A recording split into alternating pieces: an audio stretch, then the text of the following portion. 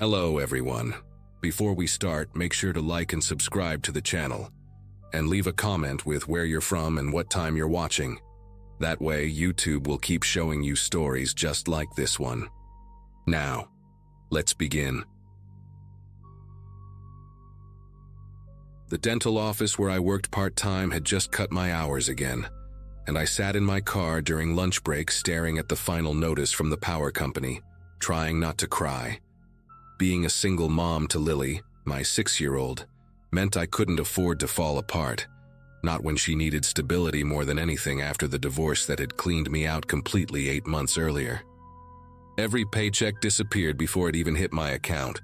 Rent, groceries, her asthma medication that insurance barely covered, the after-school program I couldn't pull her from because I needed those extra hours to work.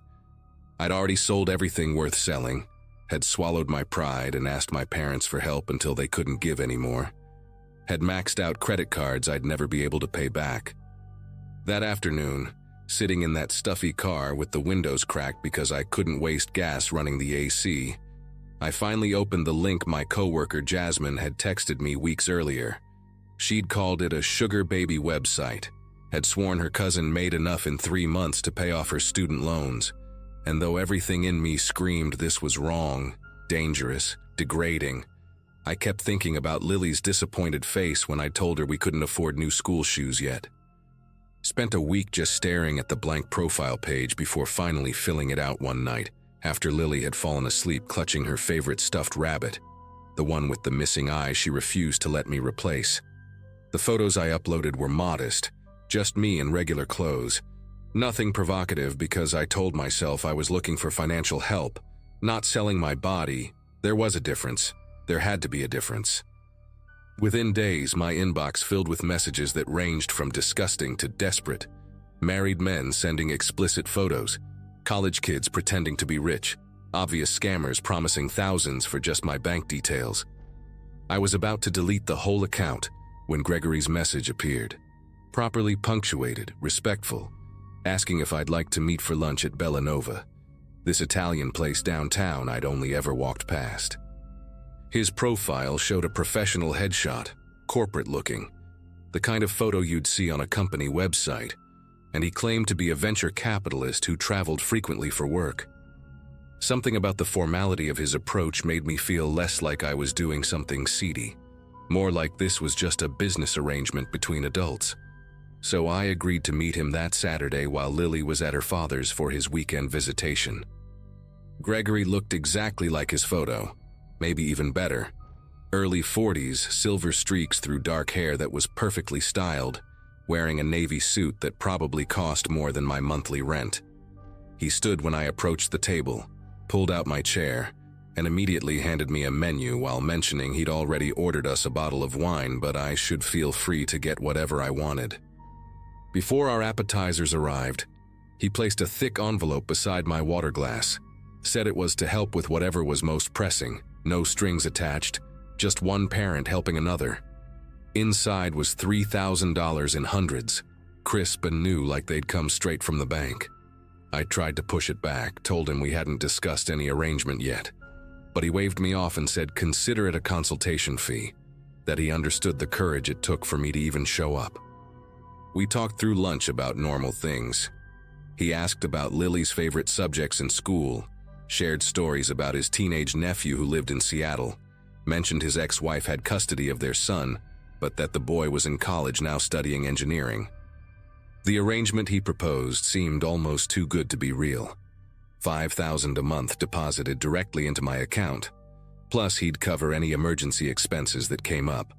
All he wanted was dinner twice a week, and the occasional event where he needed a +1. He stressed repeatedly that he wasn't looking for anything physical, that he traveled so much for work he just wanted companionship when he was in town, someone intelligent to talk to who wasn't part of his corporate world. The relief I felt was physical, like someone had lifted a boulder off my chest, and I agreed immediately, probably too eagerly, but he just smiled and ordered dessert to celebrate our partnership.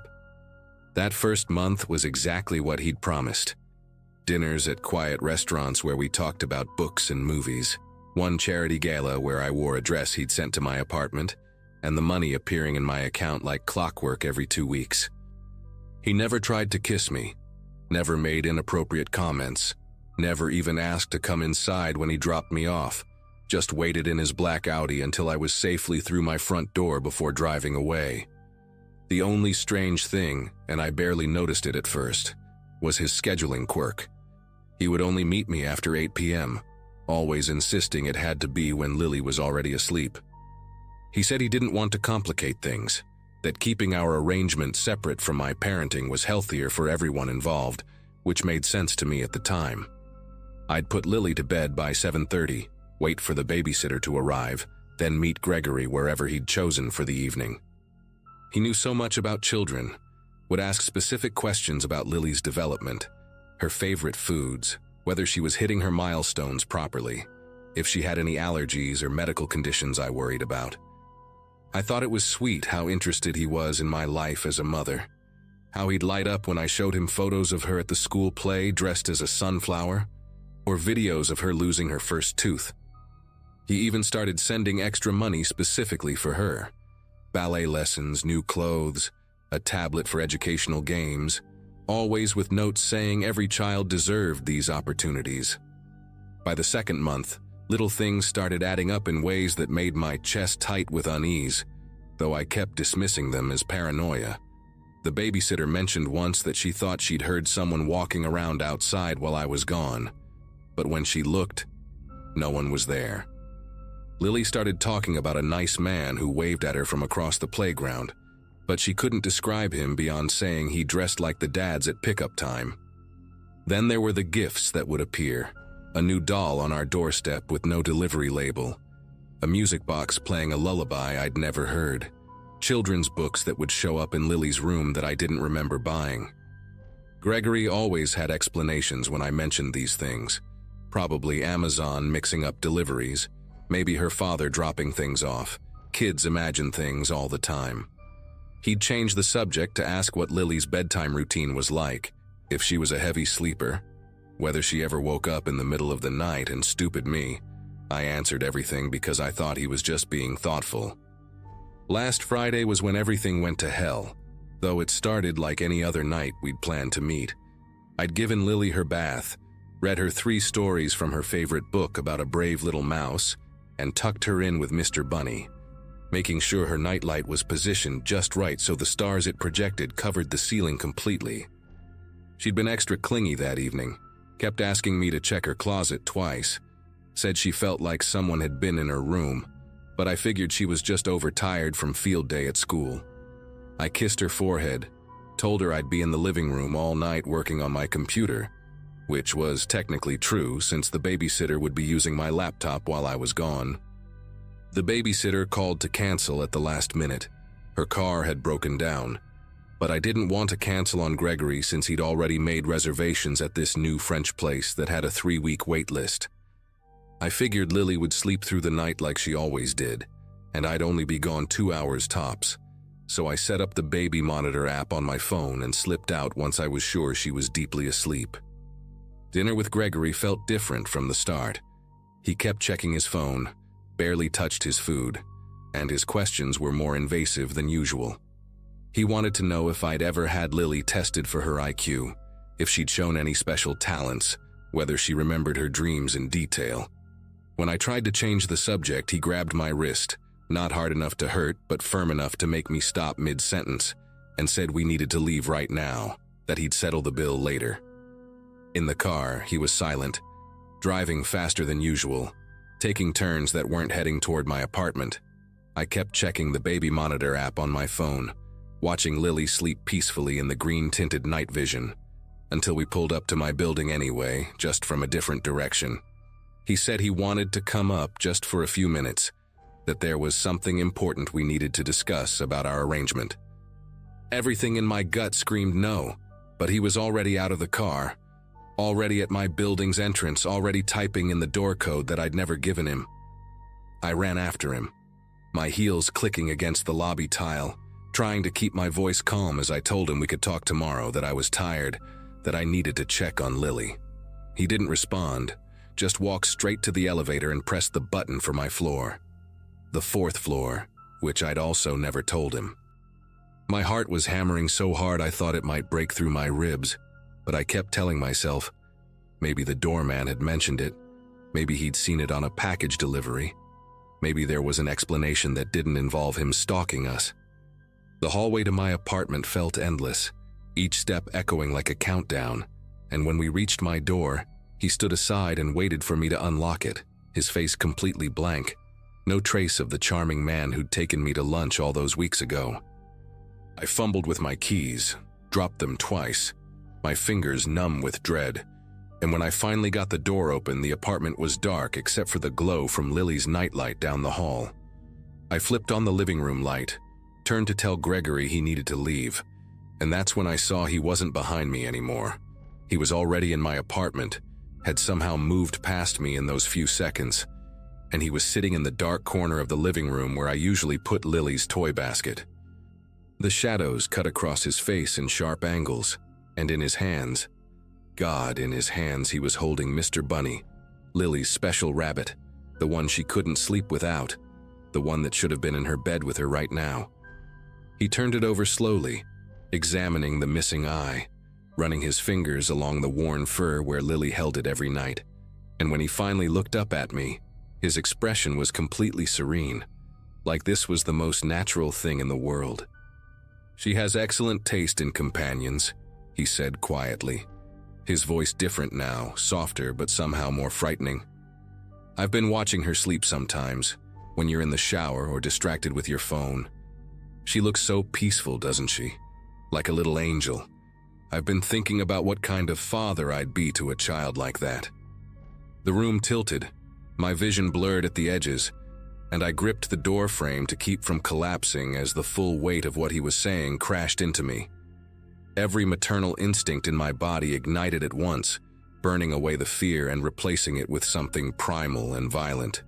I grabbed the heavy glass vase from the entry table, the one my mother had given me as a housewarming gift, and before Gregory could stand up, I brought it down on his head with every ounce of strength I had. The sound it made was wet and horrible, like dropping a watermelon on concrete, and he slumped forward, blood immediately pooling on my beige carpet. I didn't wait to see if he'd get up. I ran to Lily's room, scooped her out of bed while she was still drowsy and confused, grabbed my car keys and phone, and got out of there. In the elevator, Lily kept asking why we were leaving. Where was Mr. Bunny? Why was I crying? And I just held her tighter, told her we were going on an adventure to Grandma's house. I called 911 from the car, my voice shaking so badly the dispatcher had to ask me to repeat everything twice, and then I drove straight to my parents' house 2 hours away, checking the rearview mirror constantly, expecting to see his black Audi following us. The police found Gregory unconscious but alive in my apartment, along with something that still makes me sick to think about, a rental agreement for the vacant apartment directly above mine, dated 3 weeks before we'd even met on that website. The detectives showed me photos they'd found on his laptop, hundreds of pictures of Lily at the playground, at school pickup, through our apartment windows, even some from inside her room while she slept, that sick bastard standing over her bed like some kind of monster from a nightmare. They found journals where he'd written detailed fantasies about becoming her stepfather, about how he'd carefully selected us after watching several single mothers, chose me because I was desperate enough to ignore red flags, because Lily was the right age, the right temperament, the right everything for what he wanted. He's in prison now, took a plea deal for 15 years, and we've moved 3 states away, changed our last name, started over completely. Lily doesn't remember much, thank God, just occasionally asks about Mr. Bunny, and I tell her he went on his own adventure. I still wake up at night sometimes, convinced I can hear footsteps above us, but it's just the normal sounds of apartment living, not a predator mapping out our lives, waiting for the perfect moment to insert himself into our world.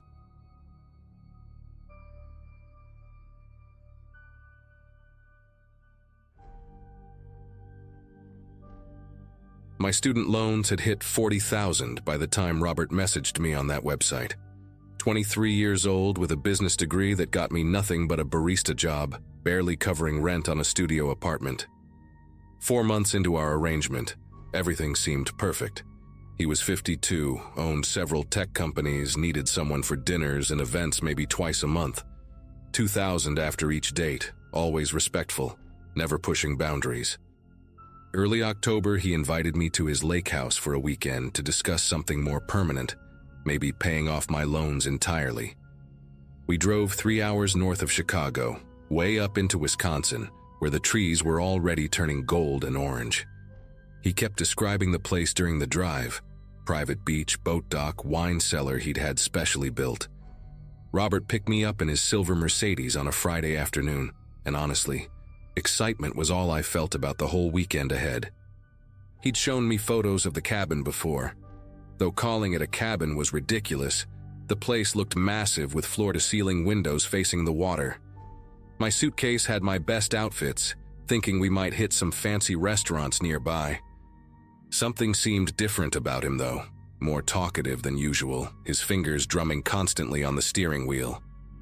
When we finally turned off the main highway onto a dirt road, then another dirt road, then a private drive that went on forever through thick woods, my phone lost signal completely. Robert noticed me checking it and laughed, saying that was the best part about the place. Total disconnection from the world. No distractions, just us and nature. When we pulled up to the house, my jaw literally dropped. Glass and wood and stone, 3 stories built into the hillside, with a deck that wrapped around the entire second floor. Robert grabbed my suitcase before I could reach for it, which was normal for him, always the gentleman. Inside, everything was modern and expensive. Marble countertops, leather furniture, one of those kitchens that looked like it belonged in a magazine. He gave me the tour, pointing out the heated floors, the jacuzzi on the deck, the path down to the private dock.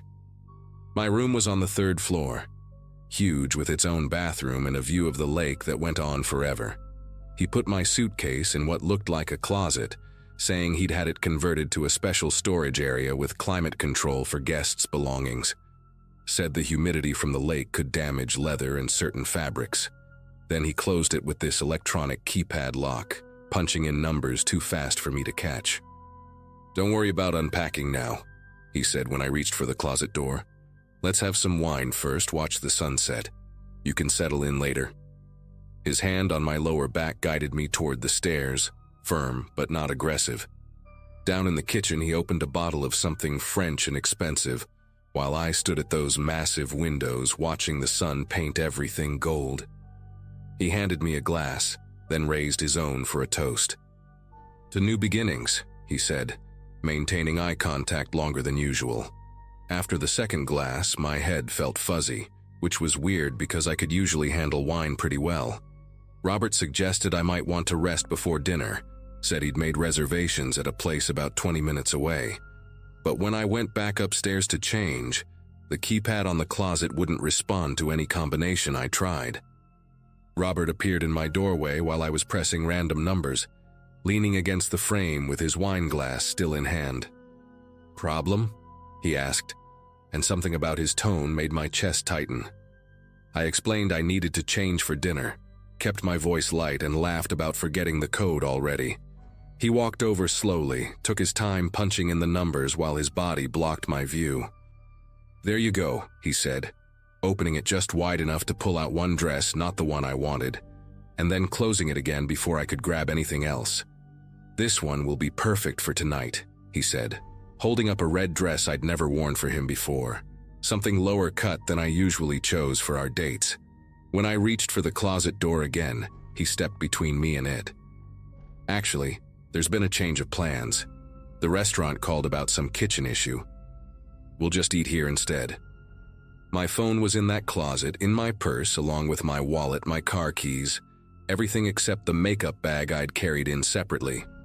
I tried to stay calm, suggested maybe we could try another restaurant, even offered to look up places on my phone. "Your phone won't work here anyway," Robert said, walking toward my bedroom door. "Why don't you freshen up, put on the dress, and meet me downstairs in an hour? I'll cook something special." He paused at the doorway, turned back with an expression I'd never seen before. Possessive, hungry, calculating. And Anna, don't bother trying the keypad again. It only works with my thumbprint now.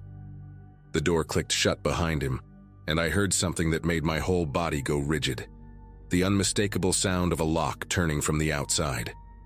For maybe 10 minutes, I just stood there trying to process what was happening. Then survival mode kicked in. The windows had these designer locks that needed a special key. The bathroom window was too small to fit through, just a narrow thing for ventilation. I tried the bedroom door handle carefully, quietly, definitely locked from outside. The red dress lay on the bed where Robert had tossed it, and looking at it made me want to throw up. Instead, I went through every drawer, every cabinet, searching for anything useful. Found nothing but fresh towels and those little hotel soaps. From my window, I could see the lake stretching out in both directions. No other houses visible, no boats, nothing but water and trees. The sun was getting lower, maybe 2 hours until dark. I put on the dress because I needed him to think I was playing along, needed time to figure something out. At exactly 1 hour, the lock clicked open, and Robert stood there, now wearing a different shirt, his hair freshly combed. "Beautiful," he said, looking me up and down in a way that made my skin prickle. He held out his hand, waited until I took it, then led me downstairs to a dining room I hadn't noticed during the tour. Candles everywhere, classical music playing, 2 place settings at a long table. He pulled out my chair, his hands lingering on my shoulders as I sat down.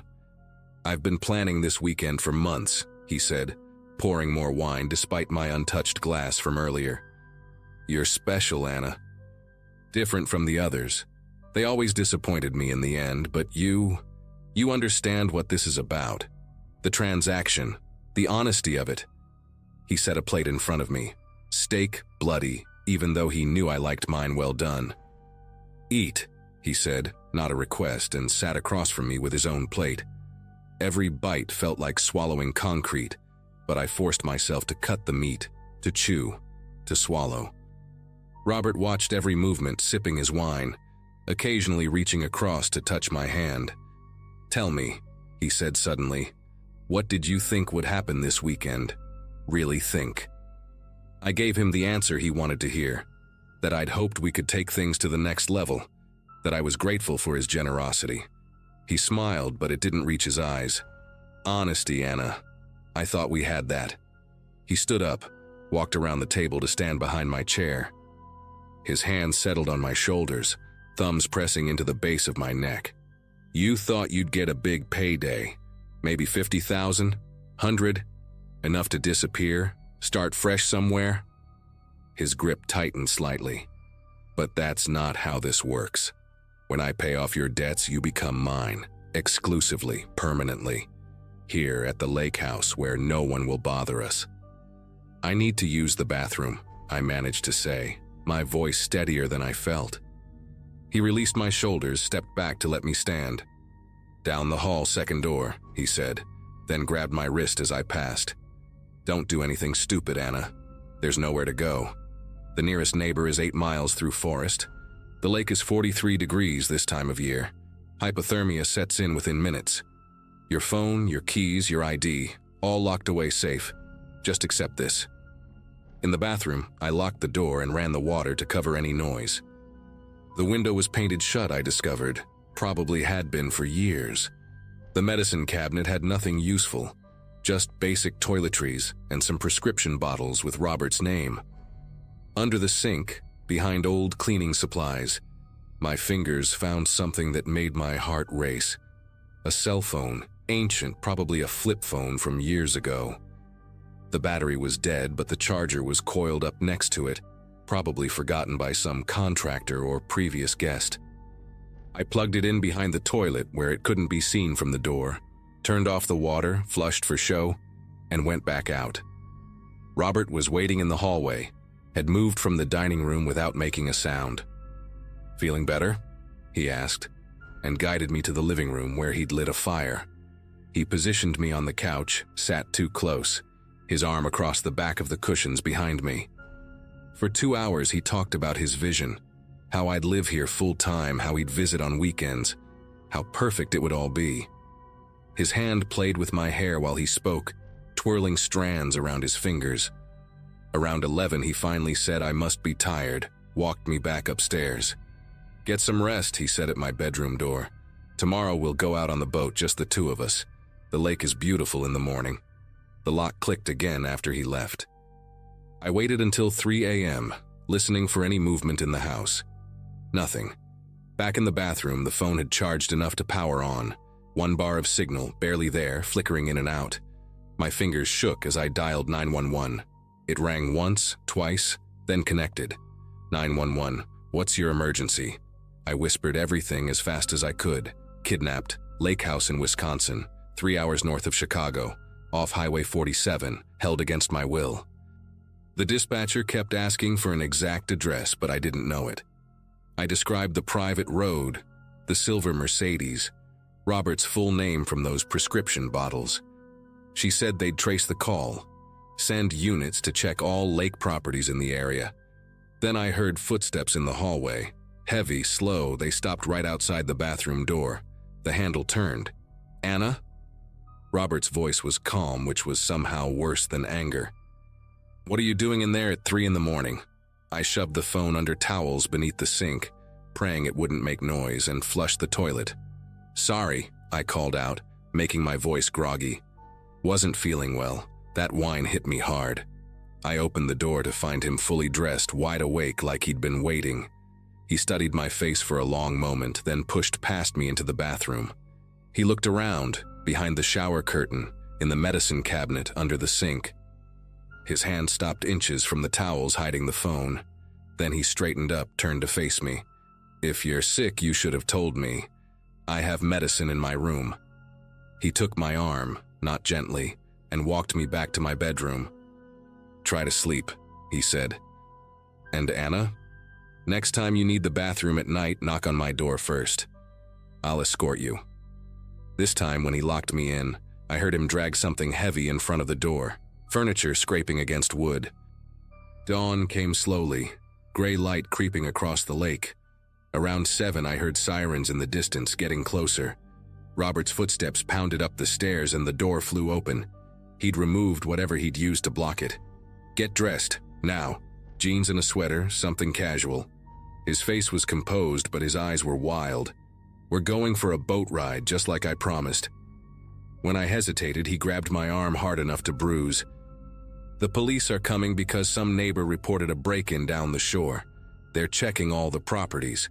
You're going to smile, wave, be the perfect girlfriend enjoying a weekend getaway. One wrong word, one wrong look, and I'll tell them you're here for prostitution, that you tried to steal from me. Who do you think they'll believe? The respected businessman or the girl from the sugar daddy website?" He dragged me downstairs, out to the dock where a speedboat waited. But as he fumbled with the keys, 3 police cars pulled into the driveway. Officers already getting out. "Remember what I said," Robert whispered, his hand like a vice on my wrist. But I was done being scared. As the first officer approached the dock, I yanked my arm free and screamed, "Help me, he's keeping me prisoner. My name is Anna Fitzgerald. I called 911 from a hidden phone." Robert lunged for me, but 2 officers were already running toward us. He tried to play it cool, laughing, saying I was having some kind of episode, that we'd been drinking. But then more officers came from the house, one holding the old flip phone in an evidence bag, another carrying my purse and phone from the locked closet they'd broken open. The thumbprint lock, the bedroom door that locked from outside, my belongings secured away. It all painted a picture Robert couldn't talk his way out of. The female officer who questioned me separately found the bruises on my arm, took photos, took my statement about everything from the drugged wine to the threats. Robert kept insisting it was a misunderstanding, a game gone wrong, that I'd agreed to everything. They arrested him right there on his own dock, those expensive boat shoes slipping on the wet wood as they cuffed him. They found evidence of 2 other girls in his computer, apparently. Previous arrangements that had ended when the women mysteriously disappeared from social media, stopped contacting their families. One from 2017, another from early 2022. The prosecutors think they left the country to escape him, but they're still investigating. Robert got 11 years. Kidnapping, false imprisonment, assault. His lawyers tried to make me look like a willing participant who got cold feet, brought up the website, the money, the 4 months of dates. But that 911 call saved me. The dispatcher had recorded everything, including Robert trying to break down the bathroom door in the background. I still have nightmares about that weekend, about what would have happened if that old phone hadn't been there. I don't use dating apps anymore, definitely don't do arrangements. Got a normal job at a marketing firm, paying off my loans the slow way. Sometimes I Google Robert's name, just to make sure he's still locked up. 7 more years to go.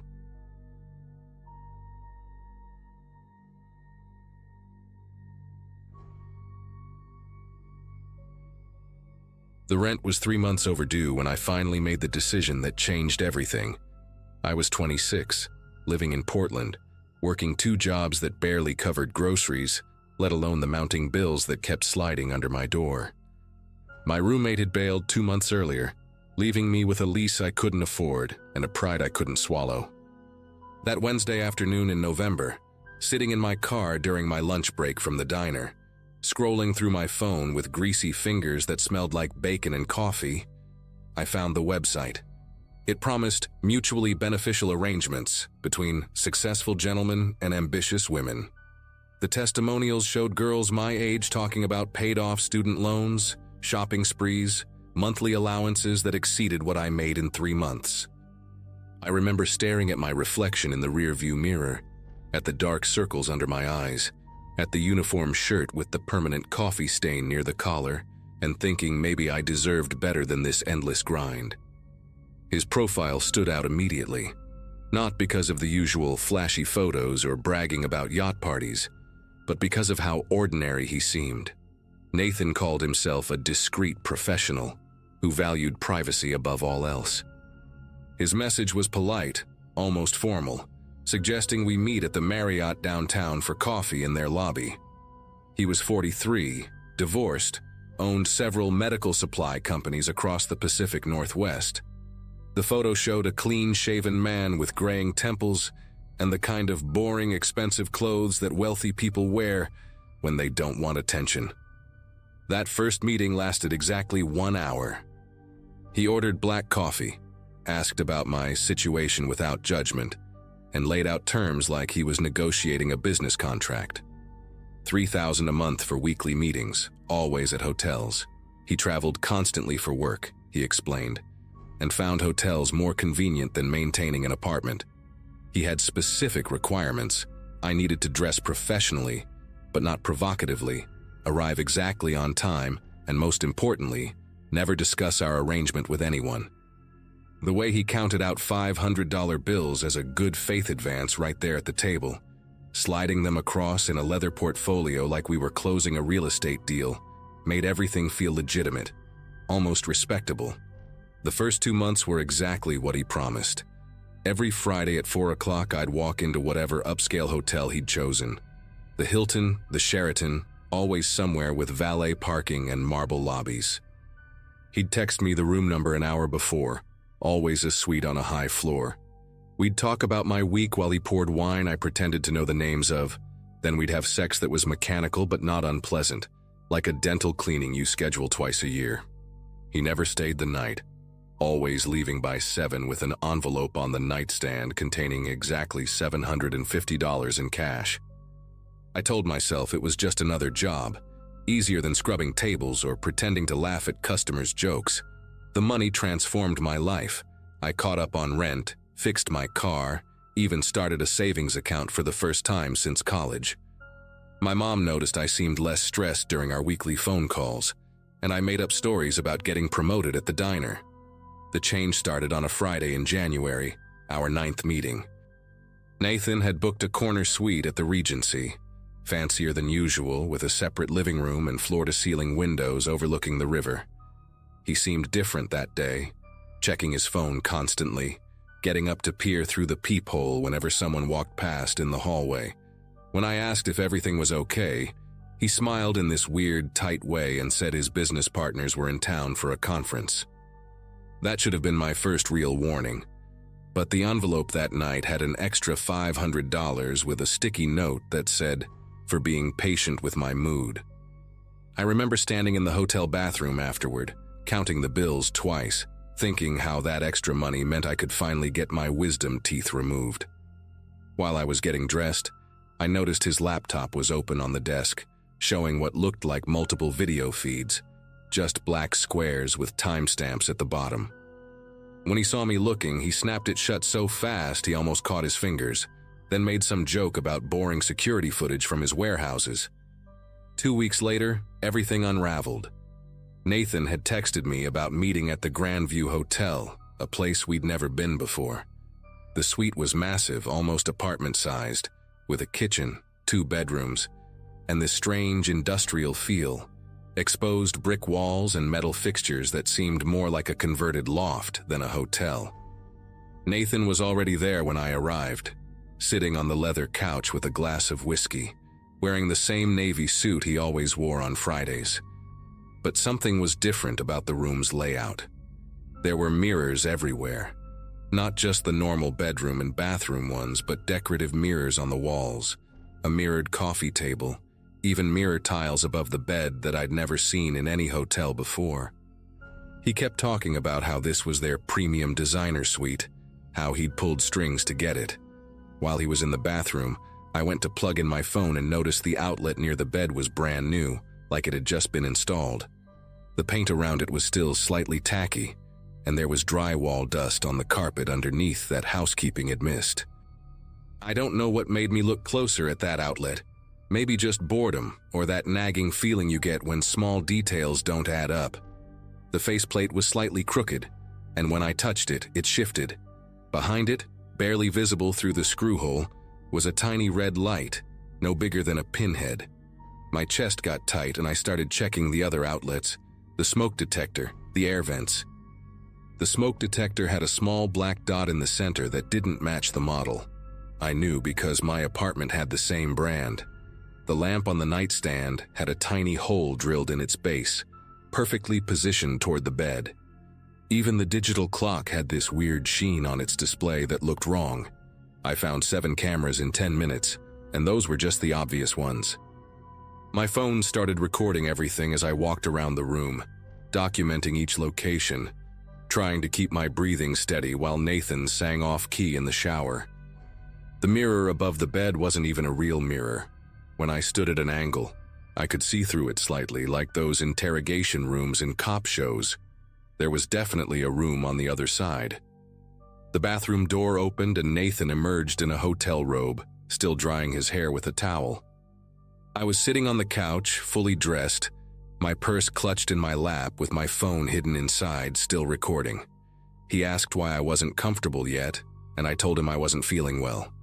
Maybe food poisoning from lunch. The lie came out smooth, practiced, like I'd been rehearsing it my whole life. He walked over and put his hand on my forehead, checking for a fever, and his fingers felt like ice against my skin. That's when I heard it, a muffled cough from somewhere that wasn't our suite. Nathan's eyes flicked toward the wall with the fake mirror, just for a second, but long enough for me to know he'd heard it too. He started insisting I should lie down, that he had some antacids in his briefcase, his voice getting this strange edge like he was reading from a script he'd memorized. I stood up, said I needed to go home, that I'd make it up to him next week. His whole demeanor shifted. The polite, boring businessman mask slipped, and underneath was something that made my knees weak. He positioned himself between me and the door, not threatening exactly, but deliberate, calculated. "You can't leave yet," he said, and his voice had dropped an octave, all traces of warmth gone. "My associates need to discuss some adjustments to our arrangement." The word associates hit me like cold water, and suddenly the cough from behind the mirror made perfect sense. He walked to the fake mirror and knocked on it 3 times, a clear signal. I heard movement from the other side, chairs scraping, footsteps, multiple voices talking in low tones. Nathan pulled out his phone and started scrolling through something, then turned the screen toward me.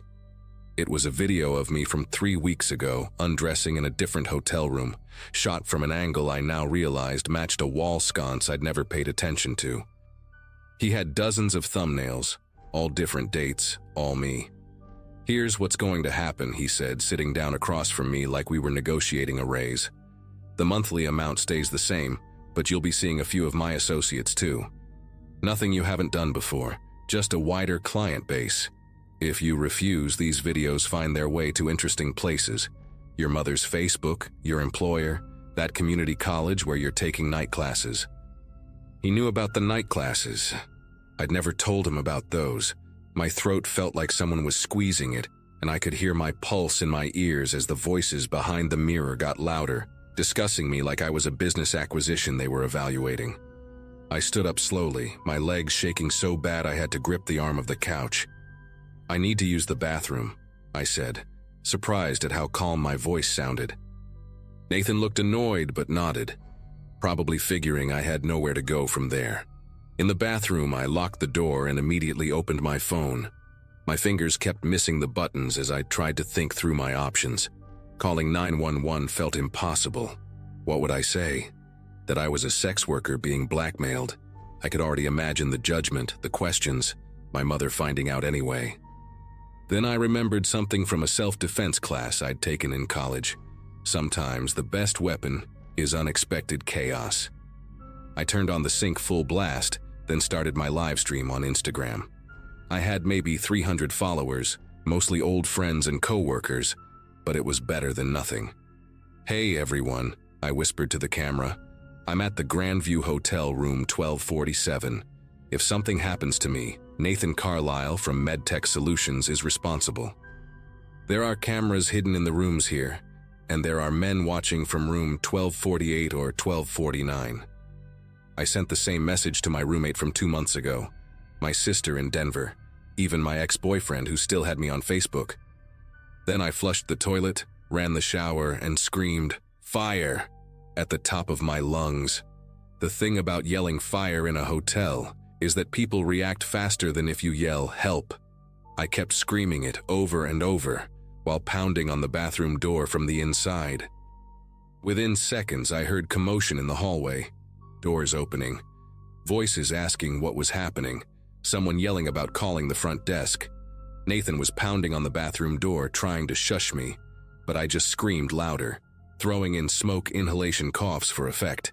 I heard the suite's main door slam open and multiple footsteps rushing out, the associates making their escape. Nathan's voice got desperate, offering me $10,000 to shut up, $20,000, please just stop. Then came the beautiful sound of the hotel's fire alarm, triggered by someone in the hall. The sprinklers didn't go off, but the piercing siren meant everyone had to evacuate. I unlocked the bathroom door and pushed past Nathan, who was frantically trying to pack his laptop. The hallway was full of confused guests in various states of undress, and I blended right in with the crowd heading for the stairs. A hotel security guard was directing traffic, and I made sure to stumble near him, grabbing his arm. "That man," I said loudly, pointing at Nathan, who just emerged with his briefcase, "has hidden cameras in room 1247. He's been recording guests." The guard's expression changed immediately, and he spoke into his radio while moving toward Nathan. The next hour was a blur of flashing lights and questions. The fire department cleared the building while police took statements in the lobby. Nathan tried to leave, but hotel security held him until the cops arrived. I showed them my phone recording of all the hidden cameras, and they found the setup in room 1248. 3 laptops, recording equipment, and a hole cut in the adjoining wall behind what looked like a painting. The room was registered to a fake company, but the credit card traced back to Nathan's business. 2 of his associates were caught in the parking garage trying to load equipment into a van. Turned out this wasn't their first setup. The detective who interviewed me said they'd been investigating similar complaints from other hotels in the area, but no one had ever caught them in the act before. My Instagram Live had been screen recorded by dozens of people, including a journalist from the local news who'd gone to high school with me. Nathan's lawyer showed up within an hour, but the damage was done. The police had the equipment, the hotel had security footage of Nathan entering both rooms, and my video clearly showed the cameras before anyone could remove them. I never found out exactly what happened with the criminal case. I stopped following the news after the first few weeks because seeing Nathan's face made me physically ill. I know he was charged with multiple counts of voyeurism and attempted extortion. His medical supply companies got investigated, and there were rumors about federal charges related to interstate trafficking of the recordings. I had to change my phone number 3 times because reporters wouldn't stop calling, wanting to hear about the honey trap hotel scheme as they'd branded it. The money I'd saved from those months with Nathan went to therapy and a lawyer who made sure my name stayed out of most of the coverage. I moved back in with my sister in Denver, got a boring office job that barely pays anything but feels clean in a way I can't explain.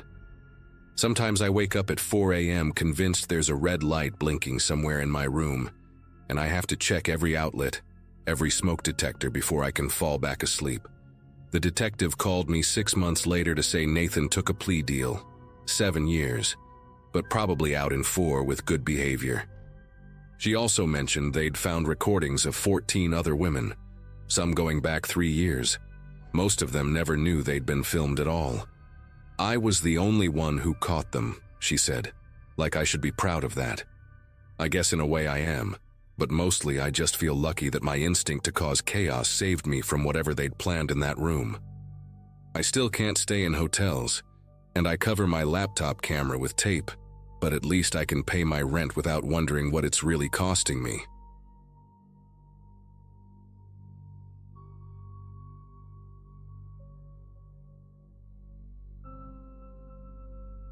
February of this year found me 21 and drowning in debt at UC San Diego.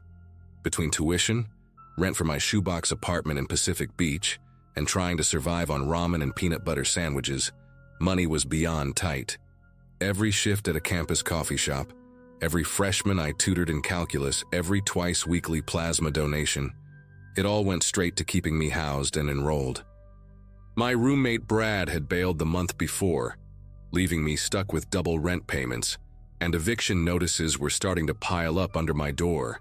A buddy named Kevin had been joking about these sugar dating apps for months, showing me profiles of older women offering cash for company. One desperate night at 2 a.m., after calculating that I had exactly $17 to last me 9 days, I downloaded one of those apps and started scrolling. Victoria Sterling's profile stopped me cold. 43, platinum blonde. Every photo showing her draped in designer clothes next to Bentleys or standing on marble terraces overlooking the ocean. Her message came through within an hour of me viewing her profile.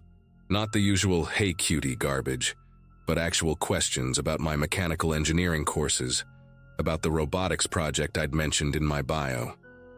We went back and forth for a week and she knew her stuff.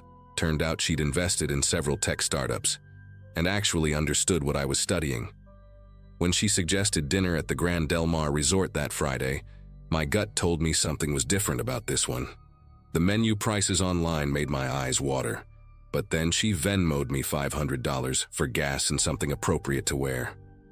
I bought a decent shirt and slacks at Ross for $40, stuffed the rest in my emergency rent envelope, and drove my dying 2004 Corolla up to Carmel Valley, telling myself this was just dinner with an interesting older woman who happened to have money. She met me in the lobby wearing this deep purple dress that probably cost more than my entire year's tuition. Everything about Victoria screamed money, from her subtle diamond earrings to the way she carried herself, like she owned every room she walked into. Her perfume hit me before she even reached me, something complex and expensive that made the lobby smell like a garden in France. She kissed me on both cheeks, European style, and I caught the valet guys exchanging looks when she slipped her arm through mine.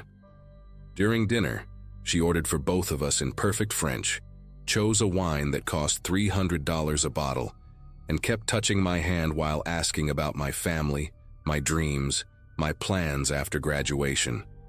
She had this way of making intense eye contact, these green eyes that seemed to catalog every detail about me. Between the lobster thermidor and the chocolate souffle, she mentioned she had a proposition that could solve all my financial problems. $10,000 a month, she said, swirling her wine glass like we were discussing the weather. All I want is your company 2 evenings a week. Dinners, events, sometimes traveling, nothing you're not comfortable with.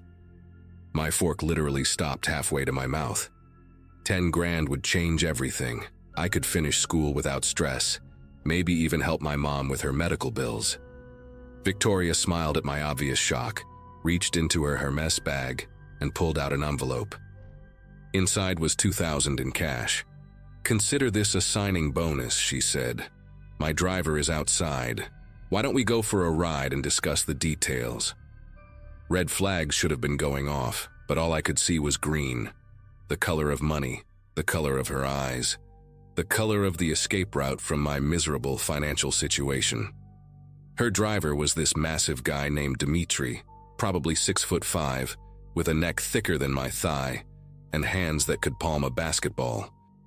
He stood next to a black Mercedes S-Class, holding the door open without making eye contact. Victoria slid in first, patting the leather seat beside her, and I followed like a lamb to slaughter. The interior smelled like new money and her perfume, with blue LED lights running along the floor and a full bar built into the partition. She poured herself vodka from a crystal decanter while Dmitri pulled away from the resort, heading inland instead of back toward the coast. "I need you to understand something," Victoria said, her fingers tracing patterns on my knee. "This arrangement requires absolute discretion. Some of my business associates are very particular about privacy." We were 20 minutes into the drive, winding through dark hills I didn't recognize, when she pulled out an iPad and showed me photos. Me walking into the resort, me at the coffee shop on campus, me leaving the plasma center. My throat went completely dry seeing those pictures. "How long have you been watching me?" came out as barely a whisper. Victoria laughed, this tinkling sound that would have been charming if I wasn't suddenly terrified. "Oh, sweetheart, I don't watch. I research. I know about your mother's lupus diagnosis, your father walking out when you were 12, your full-ride scholarship that only covers tuition. I know you're brilliant but desperate, which makes you perfect." She swiped to a new photo. Me in my apartment, taken through my window. "Perfect for what?" I asked, already reaching for the door handle. That's when I heard the locks engage, that final electronic click that meant I wasn't going anywhere. Dimitri's eyes met mine in the rearview mirror for the first time, and he had this expression like a cat that had cornered a mouse. Victoria pulled out a different phone, started recording video, and said the words that made my entire body go cold. "Perfect for what we need you to do with Professor Morrison's daughter." Professor Morrison taught advanced thermodynamics, and his daughter Chloe was in my study group. Sweet girl, 19, always brought homemade cookies to our sessions. Victoria showed me another photo, Chloe laughing at some party, her arm around a guy I didn't recognize. "Her father owes some very important people a substantial amount of money," Victoria explained, her voice shifting from seductive to businesslike. "He's been uncooperative about paying. You're going to get close to Chloe, earn her trust, and bring her to a specific location when we tell you to." My stomach churned, and I actually thought I might throw up right there in that pristine Mercedes. "You're talking about kidnapping," I said, my voice cracking. Victoria's perfectly manicured nails dug into my thigh, hard enough to hurt through my cheap slacks. "We're talking about leverage. Nobody gets hurt if everyone cooperates. You'll receive your 10,000 monthly plus bonuses. Refuse, and those photos of you accepting money from me, getting into my car willingly, they tell a different story. Drug deal gone bad, maybe. Prostitution. Your scholarship disappears. Your mother's insurance mysteriously gets canceled." Dmitri had turned onto a dirt road, headlights cutting through absolute darkness. No other cars for miles. My phone had no signal. I'd been checking desperately every few seconds. "Even better," Victoria continued, pulling out a folder with photocopies of my mom's medical records, her social security card, her work schedule at the grocery store in Chula Vista. Such a shame if something happened to her during one of those late shifts. Parking lots can be so dangerous. My whole body was trembling now, that kind of shaking that starts in your core and radiates outward. She had everything, every detail of my life, my mom's life. Probably even knew what size shoes I wore. The car finally stopped at what looked like an abandoned warehouse. one yellow light bulb hanging over a metal door. Two more men emerged from the shadows, both wearing suits despite the late hour, both with that same predatory patience Dimitri had. Victoria opened her door and gestured for me to follow. "Come inside. We have contracts to sign, videos to record. Do this right, and in 6 months you'll have enough money to disappear. Start fresh anywhere you want." Standing outside that warehouse, I made a split-second decision that probably saved my life. I stumbled getting out of the car, deliberately dropped to one knee like I was about to puke, and while everyone stepped back in disgust, I grabbed a handful of dirt and gravel. When Dimitri reached down to haul me up, I threw it straight in his eyes and bolted into the darkness. Behind me, Victoria screamed something in what sounded like Russian, and I heard car doors slamming, feet pounding on dirt. The desert around the warehouse was all scrub brush and rocks, and I ran blind, crashing through bushes that tore my shirt, stumbling over holes I couldn't see. A flashlight beam swept past my head, close enough that I could feel the heat from how close they were. I dropped behind a boulder, trying to control my breathing while my lungs burned for oxygen. Their voices carried in the still night air. They were spreading out, forming a grid pattern to flush me out. I knew they'd find me eventually if I stayed hidden, so I started moving again, keeping low, using shadows and terrain for cover. About a mile out, I nearly cried with relief when I saw headlights on a distant road. I had no idea where I was, but I ran toward those lights like my life depended on it, which it did. My legs were screaming, my fancy Ross shirt was shredded, and I could taste blood from where I'd bitten my tongue during a fall. The road turned out to be a small highway, and I literally threw myself in front of an approaching pickup truck, waving my arms like a madman. The driver, this older Mexican guy named Carlos, took one look at my destroyed clothes and terrified face and told me to get in. He didn't ask questions, just drove me straight to a police station in Escondido. I told the cops about the attempted kidnapping plot, gave them Victoria's name, the warehouse location, everything. They took my statement, but when they sent units to check it out, the warehouse was empty. No cars, no people, nothing but dust and old machinery. The dating app profile was gone. The Venmo payment came from an untraceable account, and Victoria Sterling didn't exist, at least not under that name. For weeks after that night, I lived in pure paranoia. I moved in with my cousin in La Mesa, changed my phone number, dropped out of Professor Morrison's class, and warned Chloe to be careful without giving specifics. The cops told me not to reveal details of an ongoing investigation. Every black Mercedes made my heart race. Every tall guy in a suit looked like Dimitri, and I started carrying pepper spray and a knife everywhere. My mom never knew how close she came to danger. I just told her I was staying with friends for a while. Then one morning about a month later, I woke up to find an envelope under my apartment door. Inside was a single photo, me at the police station that night, taken from across the street, and $5,000 in hundreds. No note, no threat, just the message that they knew where I'd gone and were choosing to let me walk away. I took it as a warning and a goodbye, grabbed my stuff, and transferred to Arizona State the next semester, changing my major to computer science so I'd never cross paths with anyone from the engineering department at UCSD again. Campus police eventually told me they'd found similar complaints from 2 other universities in California. Young, desperate male students approached by older women with incredible offers, though I was the only one who'd gotten far enough to see the warehouse. They suspected it was a human trafficking ring or an elaborate blackmail operation, targeting wealthy families through their kids. But without solid evidence or real names, the case went cold. I still get jumpy when unknown numbers call, still check exits whenever I enter a room, and definitely never touched a dating app again. Sometimes I wonder if Chloe's dad ever paid whatever he owed, if they found another desperate student to manipulate, if Victoria, or whatever her real name was, is still out there shopping for broke college kids. All I know is that I got lucky that night in the desert, and that $500 she sent me in the beginning, I donated every penny to a shelter for trafficking victims, trying to balance the karma of almost becoming a monster myself.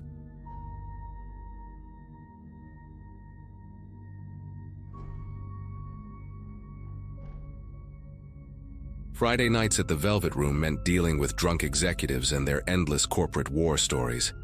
But the tips made it worth every forced smile. 26 years old, drowning in student debt, mixing overpriced cocktails for people who spent my monthly rent on a single dinner. That was my life when Veronica walked through those heavy glass doors. She had this way of moving through the crowd like everyone else was just furniture, heading straight for the far corner of my bar.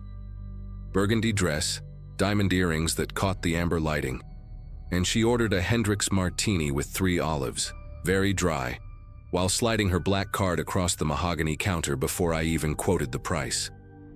A week later, she returned at the exact same time, and something made me start preparing her drink the moment I saw her silhouette in the doorway. The smile she gave me when I placed it in front of her without being asked. That smile came with a $100 tip folded into a perfect square. Veronica owned commercial real estate, lots of it, scattered across 3 states like pieces on a Monopoly board she'd already won. 43, recently divorced with that specific kind of loneliness that expensive wine and designer handbags couldn't quite fill.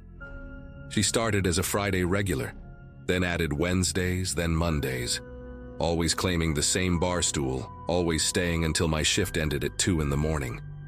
The conversations shifted gradually, from casual small talk about the weather, to her asking if I'd ever been to Milan, if I liked my apartment, whether I was seeing anyone. Her perfume was distinctive, something with jasmine and sandalwood that would linger on the bar long after she left. The tips escalated too, 200 here, 300 there.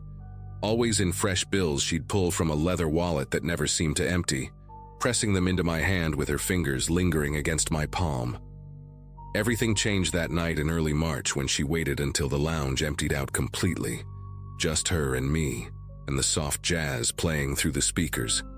She asked if I'd ever considered a different arrangement, something more beneficial for both of us. Her proposal was straightforward. She'd pay my rent, clear my student loans, even lease me a car, and all I had to do was spend time with her outside of work. Not just dates, she clarified, but real time, answering her calls, joining her for weekend trips, being available when she needed company.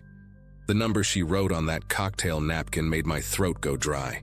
$10,000 a month plus expenses, my annual salary in 3 months. All cash, no questions, no strings except the ones she'd hold. I should have walked away right then. Should have recognized the hunger in her eyes wasn't just desire but something darker, more possessive. But I said yes. Of course I said yes. Within a week, my student loans vanished like they'd never existed, and I was driving a BMW she'd leased under her company's name. The arrangement seemed simple enough at first. Dinner twice a week, overnight stays at her penthouse on weekends, accompanying her to business events where she'd introduce me as her consultant, whatever that meant. She bought me suits from stores I'd only walked past before, watches that cost more than my parents' car, taught me about wine regions and which fork to use at restaurants where the menus didn't have prices. The sex was part of it, sure, but that almost seemed secondary to her real desire, which was ownership. She wanted to know where I was every hour, who I talked to, what I was thinking about when I wasn't with her. She installed some tracking app on the phone she bought me, said it was for safety, but we both knew what it really was. The problem started small, like cracks in glass before it shatters. One night at the lounge, a group of flight attendants came in for a bachelorette party, and one of them got flirty while ordering shots. Just harmless fun, the kind of banter that comes with the job, helps with tips. But Veronica was watching from her corner seat, and I saw her knuckles go white around her martini glass. Later that night, she showed up at my apartment unannounced, screaming about respect and boundaries, throwing a wine bottle that exploded against my kitchen wall like a burgundy firework. The next morning, she apologized with a Rolex and a weekend trip to Aspen, as if expensive gifts could erase the wine stains on my ceiling. That became our pattern. Her explosive jealousy followed by lavish apologies, each cycle getting shorter, more intense. By May, she'd gotten me to quit the bartending job entirely, said she needed me available whenever she called. The money increased to $15,000 a month, enough that I convinced myself the isolation was temporary, just until I saved enough to start over somewhere else. But she had access to everything by then. My bank accounts, my social media, even my email passwords that she'd gotten during one of those nights when she mixed her Xanax with wine and threatened to hurt herself if I didn't prove I had nothing to hide. She knew about every text, every call, every LinkedIn message from former coworkers asking why I'd disappeared. My friend Jason tried to stage what he called an intervention, showed up at the penthouse one afternoon, but Veronica had the doorman remove him, and then spent 3 hours interrogating me about how long I'd been planning to leave her, whether Jason and I had ever been intimate, why I needed friends when I had her. Wednesday, June 12th. I'll never forget that date because it was my sister's birthday, and Veronica had forbidden me from calling her.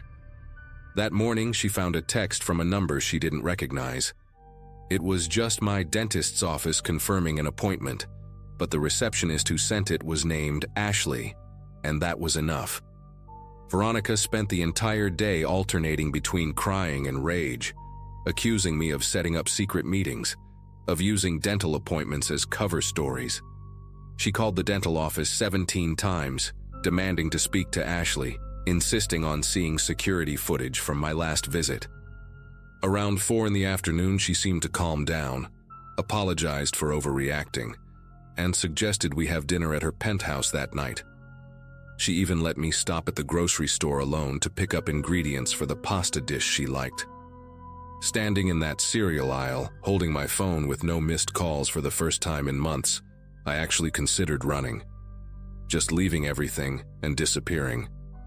But my car was in her name. My apartment lease had been transferred to her company, and she'd made sure I knew she had connections with every major employer in the city. Dinner at her penthouse that night felt like eating in a museum after closing. Too quiet, too perfect, with shadows in places where light should reach. She'd set the dining table with her grandmother's china, lit 37 candles throughout the room, I counted them to keep my mind busy, and wore this white silk dress that made her look like she was attending her own wedding. She barely touched her food, just kept refilling my wine glass and watching me eat with this intensity that made each bite harder to swallow. When I mentioned needing to use the bathroom, she insisted on walking me there, waiting outside the door, asking if everything was okay every 30 seconds. After dinner, she led me to the living room where she'd arranged dozens of printed screenshots. Every Instagram photo I'd ever liked, every female contact in my phone, every woman I'd served at the bar in the past 6 months that she'd somehow identified and researched. She'd created profiles for each of them, printed on heavy cardstock like baseball cards of people she considered threats. She started with the flight attendant from months ago, reading from her research about the woman's divorce, her 2 kids, her mortgage payments that were 3 months behind. Then came the barista from the coffee shop I used to visit, the woman who cut my hair, my sister's roommate who texted me once about splitting costs for a birthday gift. Each profile included photos she'd pulled from social media, their addresses, their workplaces, their family members' names. Her voice stayed perfectly calm, like she was presenting a quarterly business report. But her hands were trembling so violently that the papers rustled like leaves in a storm. When I stood up to leave, she grabbed a letter opener from her desk, one of those ornate silver ones with her initials engraved on the handle, and pressed it against her own wrist, not mine. Said if I walked out that door, she'd make sure everyone knew what I'd driven her to do, that she'd already written emails to my family explaining how I'd exploited her loneliness, taken her money, pushed her to this point. The emails were scheduled to send in an hour unless she stopped them. That's when I made the mistake of reaching for my phone to call 911. She lunged at me with a speed I didn't know she possessed, and suddenly that letter opener wasn't against her wrist anymore. The pain in my shoulder was sharp and hot, and seeing my blood on her white dress triggered something primal in her. She started laughing, this horrible broken sound, and came at me again. We struggled through that penthouse like some twisted dance, knocking over those 37 candles, shattering her grandmother's china, leaving bloody handprints on her pristine walls. I managed to lock myself in the bathroom, and she spent the next 20 minutes alternating between pounding on the door and sliding apology notes underneath it, each one more deranged than the last. Through the door, I could hear her on the phone with someone, saying there'd been an accident, that her consultant had attacked her, that she needed security immediately. My phone was in the living room. The bathroom window was 40 floors up, and I could hear footsteps in the hallway, multiple sets getting closer. But here's the thing about those luxury penthouses. They have emergency intercoms in the bathrooms, hidden behind the mirror for medical emergencies. I'd noticed it weeks ago when I was looking for her sleeping pills during one of her paranoid episodes. My shoulder was bleeding badly, soaking through my shirt, but I managed to smash the mirror with her ceramic soap dispenser and hit that red button. The 911 operator could hear Veronica screaming through the door about how I'd assaulted her, how she was defending herself, but they also heard me giving my name, my location, describing the stab wound, the letter opener, her psychiatric medications lined up on the counter that I rattled off one by one. The security guards arrived first, and I could hear Veronica's voice shift into victim mode, sobbing about being attacked in her own home. But then the paramedics arrived, then the real police, and they insisted on seeing me despite her protests. The blood trail told a different story than hers. Defensive wounds on my hands, the letter opener with only her fingerprints, those deranged notes she'd slipped under the door that I'd managed to photograph with the bathroom's smart mirror display. They took us both to the hospital in separate ambulances. 16 stitches in my shoulder, countless questions from detectives, a restraining order filed that night. Veronica's lawyer called 18 times before I blocked the number, offering money, threatening lawsuits, promising this would destroy my life. But her other victims started reaching out. 3 former consultants who'd signed NDAs but were willing to testify about their own experiences with her. Turns out I wasn't her first arrangement, just the first one who'd survived long enough to call for help. The criminal case is still pending, but I'm in witness protection of sorts, living in a different state under a victim's assistance program. Some nights I still wake up at 2 a.m., when my bar shifts used to end, and check that my doors are locked. The money's gone, obviously, but being broken alive beats the alternative. I bartend again now, at a little dive bar where nobody orders Hendrix martinis, and the biggest tip I've gotten is $20. And that's exactly how I like it.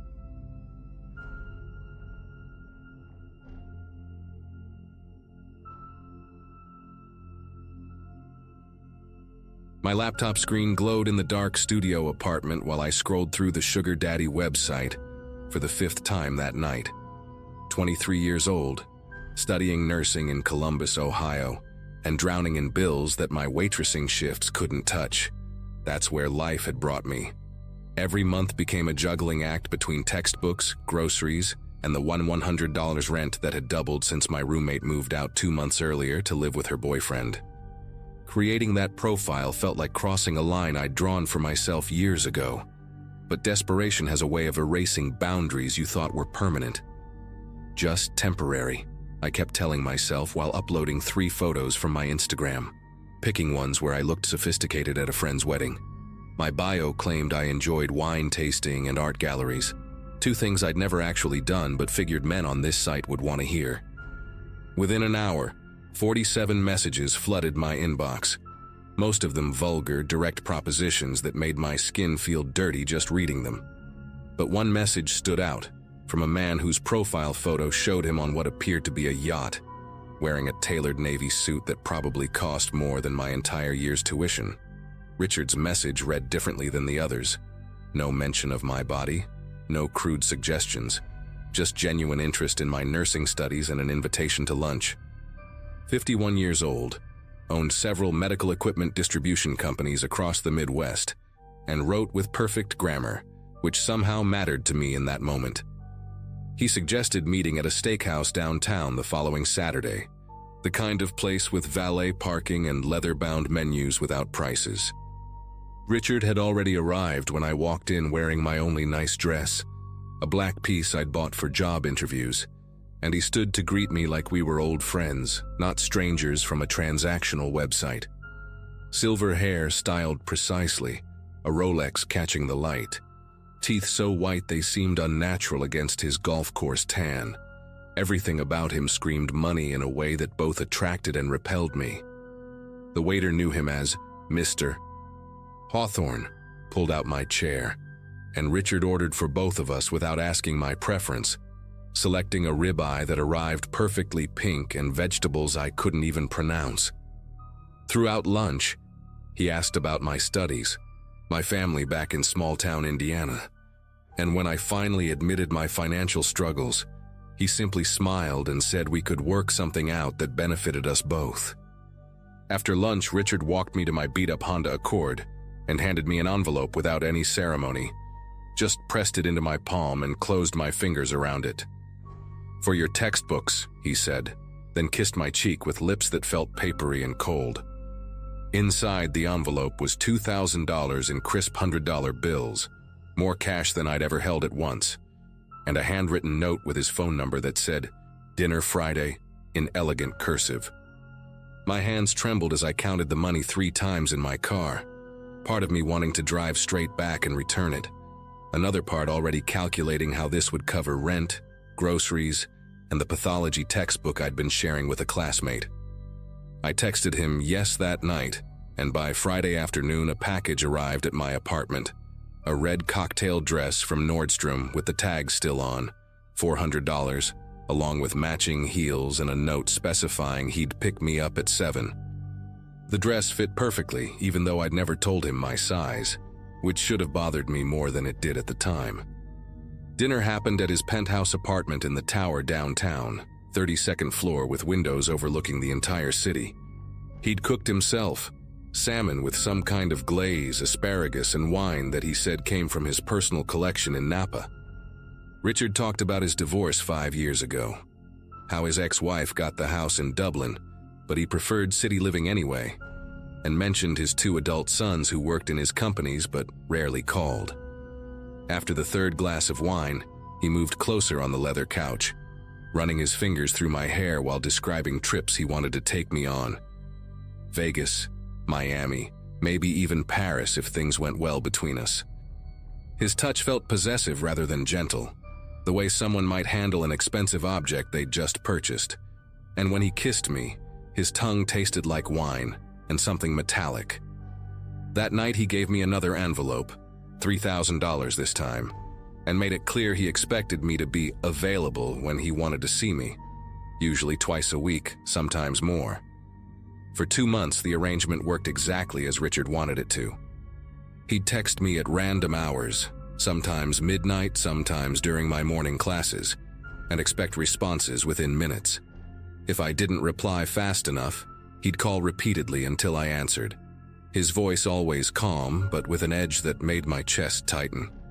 He bought me a new iPhone because mine was embarrassing, installed some kind of tracking app for safety, and would question me if I went anywhere unusual.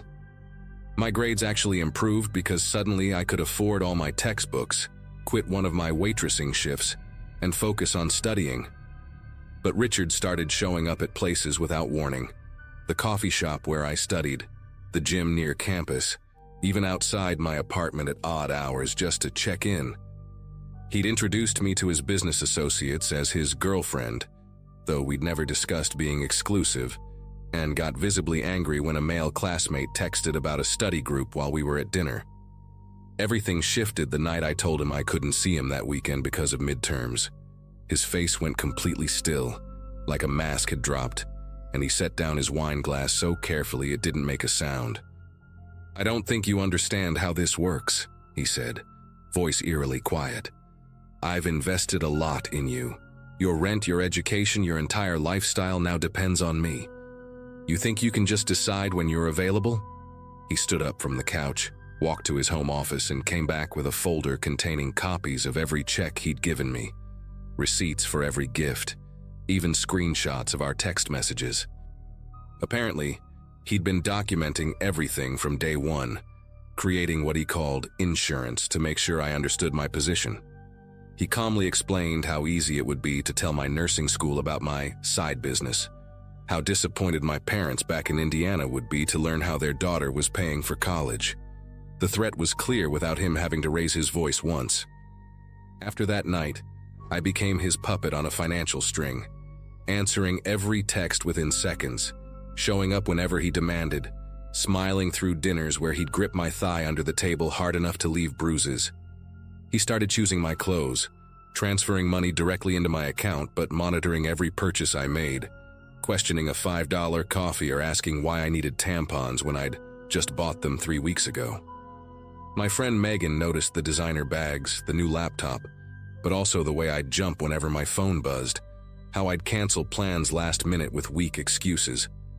Richard wanted me to move into a luxury apartment closer to his penthouse, already had the lease ready, said he'd handle everything, but I knew accepting meant losing the last bit of independence I had left.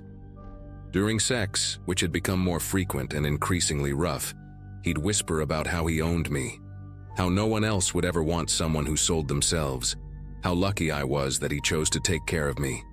He'd leave marks on purpose, hickeys and bruises in visible places, his way of branding me so everyone would know I belonged to someone. The breaking point came in early May when I met someone at the hospital during my clinical rotation. Brian was a second-year resident, only 28, with messy brown hair and kind eyes that crinkled when he laughed at my nervous jokes.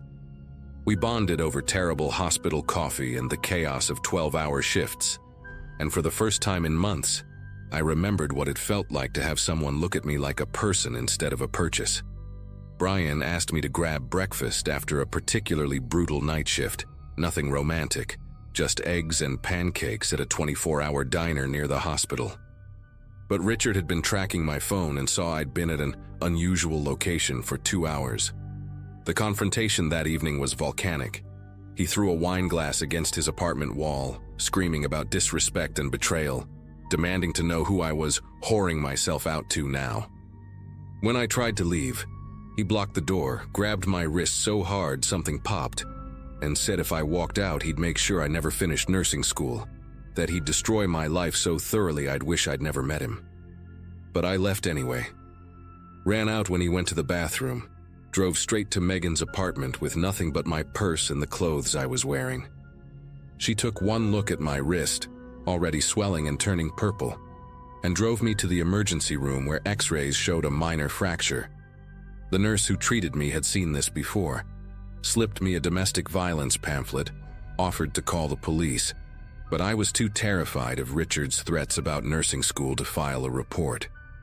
For a week, I stayed at Megan's place, ignored the hundreds of calls and texts from Richard that ranged from apologetic to threatening to desperate. He sent flowers to my apartment, to the hospital where I did clinicals, even somehow got them delivered to my parents' house in Indiana, with a note saying their daughter was confused and needed help. He emailed my nursing school advisor claiming to be a concerned family friend, worried about my mental health and dangerous lifestyle choices, though thankfully she didn't take him seriously. Brian kept asking me out for coffee, and eventually I said yes, desperate for something normal and kind even though I knew Richard would find out. He always did. Our first real date was supposed to be simple, just mini golf and ice cream on a Sunday afternoon in early June. Brian picked me up in his ancient Toyota Corolla that rattled when it idled, such a contrast to Richard's pristine BMW, and for 3 hours I actually forgot about the mess my life had become. We laughed at how terrible we both were at mini golf, shared a banana split like teenagers, and when he kissed me goodbye, it was soft and asked permission first. But when I got back to my apartment, the door was already cracked open, the wood frame splintered where someone had forced it. Richard was sitting on my couch like he belonged there, still wearing his golf clothes from that morning, drinking whiskey from one of my coffee mugs. The apartment reeked of his cologne, that expensive stuff that used to make me feel special, but now made me want to vomit. "Did you have fun with your little boyfriend?" he asked, swirling the whiskey like we were having a casual conversation. On the coffee table, he'd spread out printed photos, screenshots from Brian's social media, his work schedule at the hospital, even his parents' home address in Dayton. "You think you can replace me with some broke resident who drives a piece of shit car?" Richard stood up, walked toward me slowly, and I backed against the wall near my kitchen. "After everything I've done for you, the money, the clothes, pulling you out of your pathetic little life?" His face was red, veins visible on his forehead, nothing like the composed businessman I'd met months ago. He grabbed my shoulders, shook me hard enough that my head hit the wall, and started describing exactly what he'd do to Brian, how easy it would be to get him fired, maybe plant drugs in his locker, or perhaps something more direct involving his car's brake lines. The threats poured out of him like poison, each one more horrific than the last, and I realized this wasn't about wanting me anymore. It was about not letting anyone else have me. When he finally paused to take a breath, I did the only thing I could think of and screamed as loud as possible, over and over, until my throat felt raw. My neighbor, an elderly woman named Dorothy who'd lived there for 30 years, started banging on the wall, yelling that she was calling 911. Richard's whole demeanor changed the second he heard Dorothy mention police. The rage dissolved into cold calculation. He straightened his polo shirt, picked up his whiskey, and walked to the door like nothing had happened. "This isn't over," he said quietly, then left just as we heard sirens in the distance. The police took my statement, photographed the broken door frame and my bruised shoulders, and said they'd file a report but couldn't arrest him without more evidence. I filed for a restraining order the next morning with Brian beside me at the courthouse, his hand steady on my back while mine shook signing the papers. Richard violated it exactly once, 3 weeks later, showing up at the hospital parking garage to leave a single envelope on my windshield with $10,000 cash and a note, "For your silence." I took the money to the police station immediately, evidence of the violation, and this time they arrested him at his penthouse that same night. He got 6 months in county jail, lost his medical supply contracts with the hospital system after word spread, and last I heard, moved to Florida, where his older son lives. I graduated nursing school debt-free thanks to his money, which feels like the only justice I'll get from the whole nightmare. Brian and I are still together, living in a little rental house with a security system he insisted on installing, and every time a BMW drives by too slowly, my heart still races even though I know Richard is 800 miles away.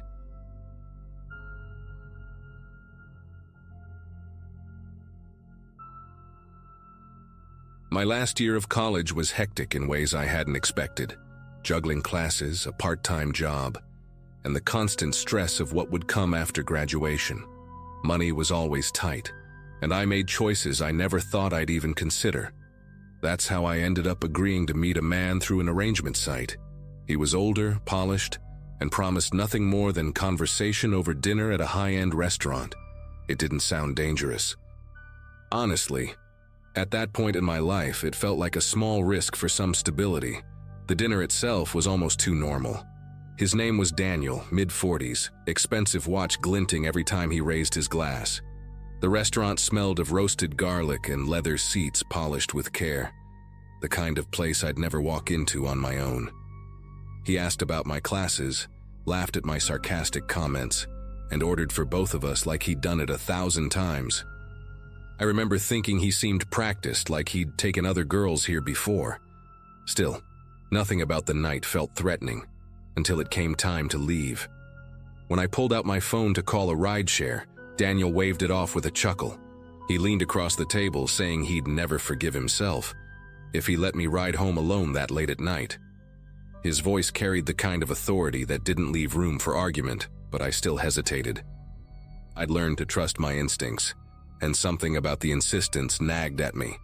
He promised it was just to drop me off safely, and against my better judgment, I followed him to the sleek black sedan parked by the valet stand. The car smelled faintly of cedar and something chemical, maybe a strong cleaning product.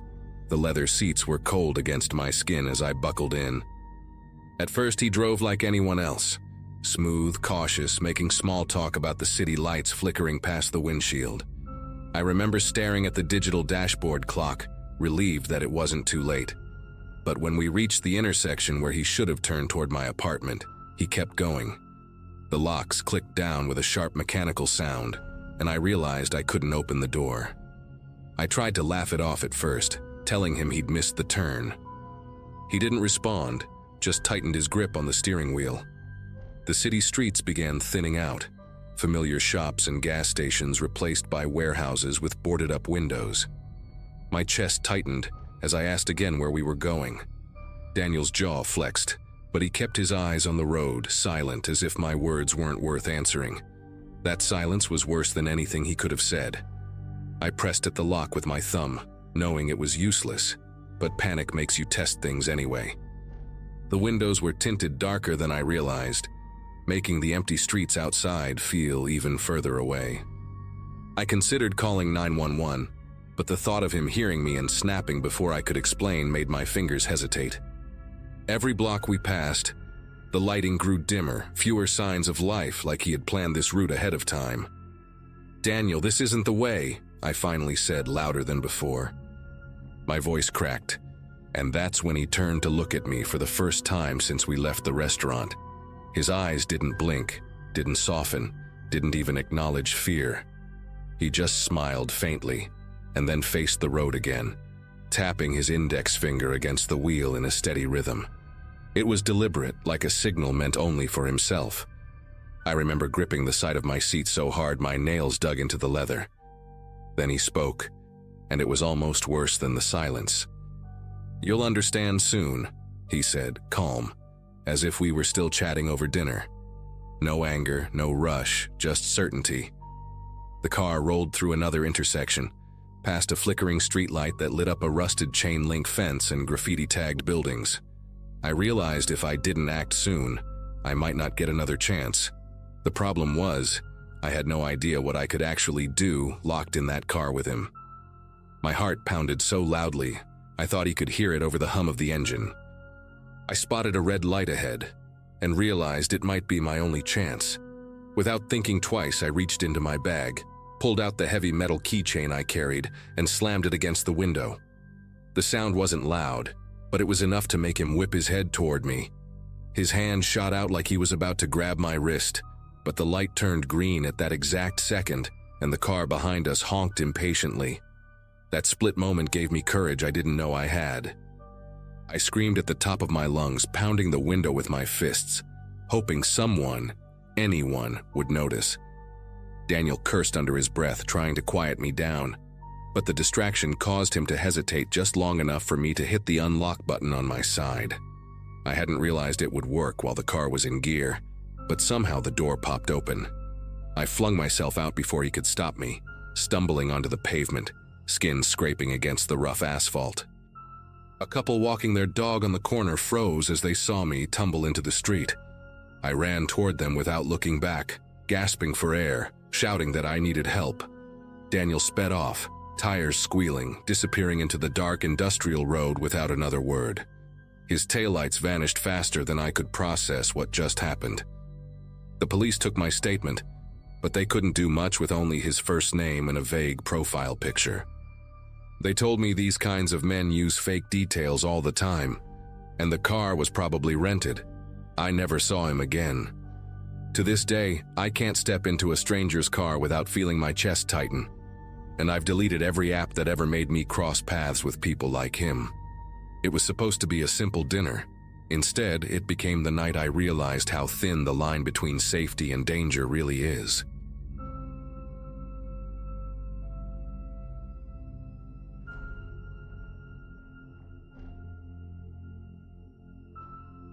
I was in my second year of college when I met Anthony.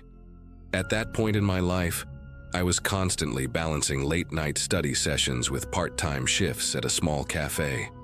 Money was always tight, and my idea of a treat was splurging on takeout instead of cooking instant noodles in my dorm's tiny kitchen. Meeting someone like him felt unreal at first. He walked into the cafe one evening wearing a tailored suit that looked like it had been made just for him, polished shoes that caught the light, and a watch I couldn't even begin to price.